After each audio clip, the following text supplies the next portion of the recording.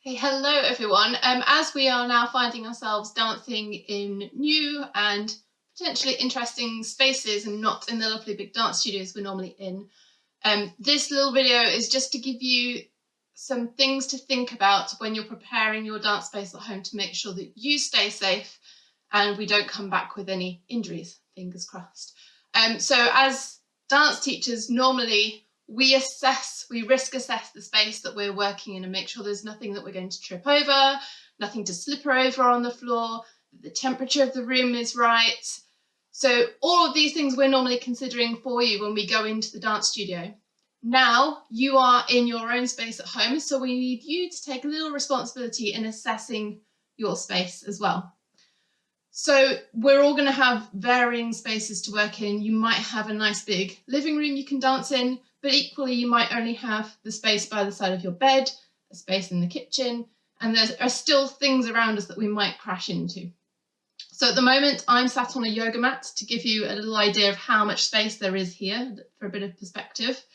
So I'm in the kitchen at the moment. It's one of the largest spaces I have, but I still only have maybe at most 2 yoga mats worth of space here.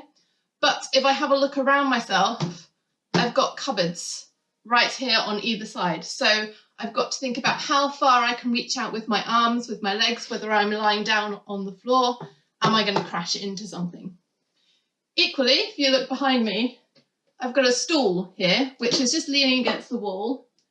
So maybe I want to move that out of the way completely, because if I knock that, especially if I'm lying on the floor, that's going to fall over, that's going to hurt a little bit. So have a look around your space. Is there a lamp in reaching distance that you might knock over? Is there a piece of furniture that you might kick by accident? Have a look at what's around you and what you may potentially crash into. As well, you can see the door here. The door's open at the moment. 2 reasons to look at the door. Number 1, if I close the door, I'm actually going to have a little bit more space and something else less to crash into. But also, are there other people in the house, in your flats with you? Adults, children, pets. Think about, should I actually just shut the door and let them know not to disturb me for a while so I don't suddenly hit another person as I'm gesturing in my dance movements, or a dog wants to come and join in, the cat tries to climb on your back. Have a think about what else moving might be in the space with you as well. When we're in the studio, we need to make sure that we stay hydrated, and although we might not be working at the same exertion level as you might do in an hour-and-a-half class in the studio, you still need to stay hydrated. So make sure that you have water next to you that you can grab in between exercises as well and stay hydrated throughout. So now I've cleared all my obstacles away, so I'm not going to crash into those. I've got my water here ready, so I'm pretty much ready to start.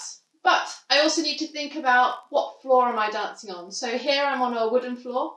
So I quite often tell you in class not to wear socks if we're doing conditioning, if we're running around the space.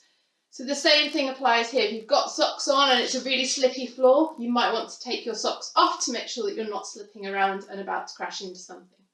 You might also be working on carpet. So again, you've got to think about what are you wearing on your feet, and movements that require any kind of turn,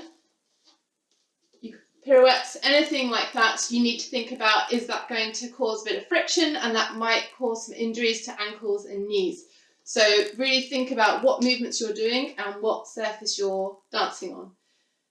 You might also want to consider putting on shoes for certain movements. So if you're doing any jumping, we're not jumping as much as we might do normally, and we're not on a sprung dance floor. So if you're going to do any jumping, maybe you pop on your trainers, so you've got a little bit of shock absorption when you're jumping as well. So we may just be in our space at home, but we still need to warm up before class starts. So that means including a gentle pulse raiser. So where we would normally walk around the studio, do some jogging around the studio, do some gallops, we now need to do in our confined space. So we can do jogging on the spot, you can do your high knees on the spot, you can kick your bottom on the spot, you can do star jumps on the spot, something that gets your heart rate up, especially if we're sitting down a lot more at home at the moment. Make sure you mobilise all your joints, so everything we do in the studio that you can do standing on the spot, some gentle lunges just to mobilise all of your joints so you're ready once you start the class online, your body is warmed up and ready to go. The same applies to your cool down as well. When you finish class, don't just turn it off. Go and get a drink. Have a stretch first. Gently bring your heart rate back down. Cool down gently. Stretch out. Have a little moment to readjust your mind as well from your dance activity back to what you're doing next. The same way we would when we finish in the dance studio.